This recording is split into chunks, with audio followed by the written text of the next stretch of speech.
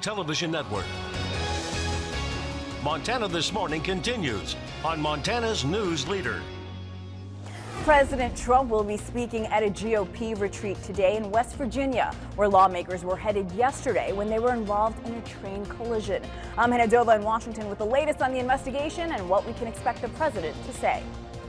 And the first campaign finance reports are in for Montana's congressional and Senate races. Coming up, Chief Political Reporter Mike Dennison explains what those numbers actually mean. Good morning. Glad to have you with us on the 1st of February. Current time 6:30. I'm Missy O'Malley. Chet Lehman with us, and Matt will have our forecast in a moment. Our top story, as Hannah mentioned a moment ago, President Trump will speak today at the GOP retreat in West Virginia. And that retreat is where lawmakers were headed yesterday when the train they were on collided with a truck.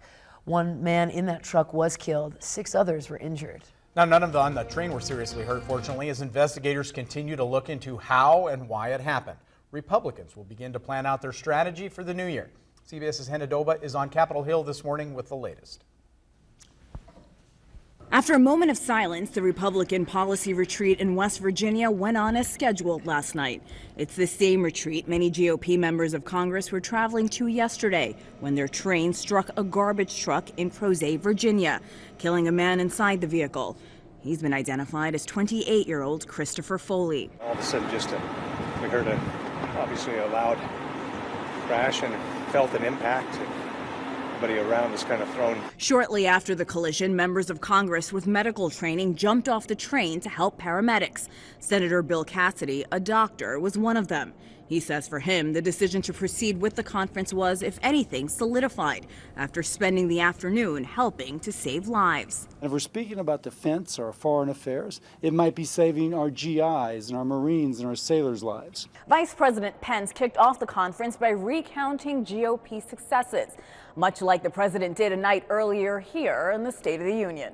He also, though, acknowledged the potentially tough task ahead of keeping the majority in the House and Senate. Conventional wisdom holds that the upcoming midterms are going to be a challenge, right?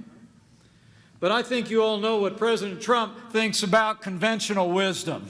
The vice president also urged all in attendance to use stock market growth and tax cuts as selling points when helping GOP hopefuls. Hannah Dova, CBS News, Washington. Now, Hannah tells us investigators from the National Transportation Safety Board are looking into the train crash, say they are planning to locate and analyze the events recorded from both the train and from the truck. They're also still trying to determine why that truck was on the tracks in the first place. So more to follow on that story as well. Such a nightmare. Absolutely true. Yeah. Chilly temperatures this morning. It's It a big brisk out there. I got excited about the full moon. I got outside. Ooh, brr. It's a little chilly. Yeah, a little chilly. I had the gloves on. I get to go outside to the Billion Auto Weather patio here. Yes, in you do. Boston. It's awesome. It's beautiful out there. It is Yeah, beautiful. yeah. Beautifully cold. Looks like our temperatures this morning, teens for most, 15 in Belgrade this morning. We're sitting at 0 in Butte, 9 below in West Yellowstone.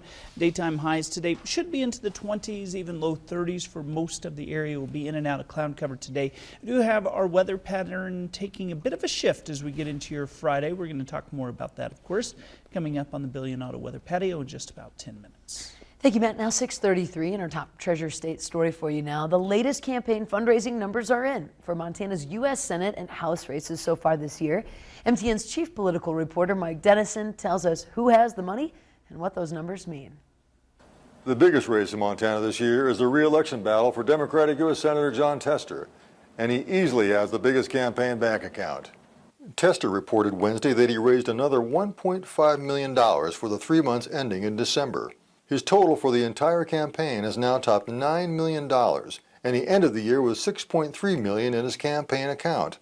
None of his potential Republican rivals is anywhere close to that. Big Sky businessman Troy Downing collected $857,000 through December, but 75% of that amount is his own money. State Auditor Matt Rosendale took in $760,000, and former State Judge Russell Fagg of Billings about $615,000. When it comes to cash in the bank, Tester has at least 10 times the money starting this year. We also have the latest figures on Montana's U.S. House race, where Republican Greg Gianforte is running for re-election to a second term. Gianforte had raised about $543,000 through December and ended the year with $345,000 in his campaign account. Two of the Democrats hoping to challenge Gianforte are raising serious money. Former Land Trust manager Grant Keir of Missoula took in $441,000 last year, and Billings attorney John Heenan reported Wednesday that his campaign took in $577,000, although $200,000 of that is a loan from his own pocket. But while Heenan and Keir are doing well in the fundraising game, they'll have to spend that money running against each other in their bid to win the Democratic primary on June 5th. 3 other Democrats also are in the House race. The candidate with the most campaign money doesn't always win, of course, but in crowded races like these, it gives us a pretty good idea of who the contenders are. Mike Dennison, MTN News, Helena. Now, the deadline for reporting 2017 fundraising totals was Wednesday. The next report won't be filed until April.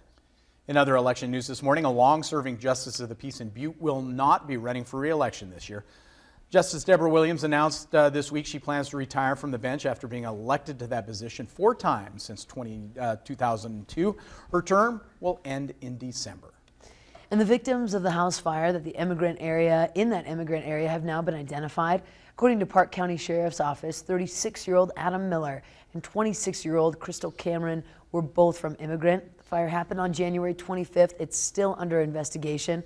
Officials say additional information will be released as soon as it becomes available. Update to a story we brought you earlier this week. The Ennis Police Department says that no charges will be filed in connection with the Tuesday school threat. After police located the cell phone and its owner, it was determined there was no credible threat to the school. Now on Tuesday, the Ennis Police, Madison County Sheriff's Office responded to the school for a threat made by a cell phone. Lockdown was lifted by that afternoon. And the company behind a proposed copper mine in central Montana is getting a new name. Tintina Resources is now Sandfire Resources America. Sandfire is a company that currently operates copper mines in Western Australia. While the change is official February 2nd, CEO John Shanahan says this decision has been in the works for some time. Last fall, Sandfire acquired 78% of Tintina and has a financial stake in the company since 2014. Shanahan says Sandfire's Australian copper mine has been recognized internationally as an industry leader, and this name change won't mean a change in the plans for the Black Butte copper mine project near White Sulphur Springs. We're not a junior mining company. We're part of a large international company that is dedicated to responsible resource development. The mine plan, the people, the commitment is not going to change. Now, the DEQ wrapped up its public scoping meetings, and the environmental impact statement is expected to be completed by late summer or early fall. We already knew this, but I'm going to share it with you anyway. If you're trying to get the best bang for your buck when it comes to education, look no further than Montana Tech. According to a new study by Best Value Schools, Montana Tech ranked #1 on its list of best value engineering schools in 2018.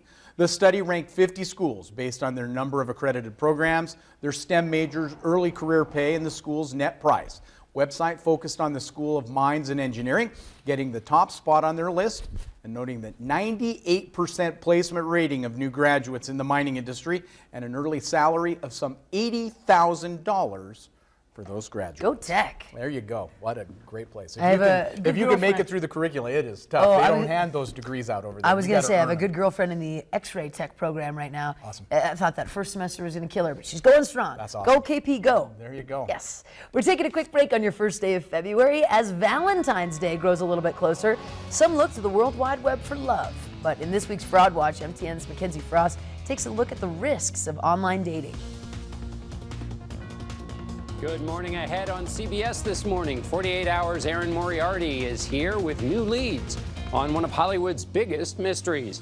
We'll reveal the new evidence, new witnesses, and a person of interest in the death of Natalie Wood. See you at 7.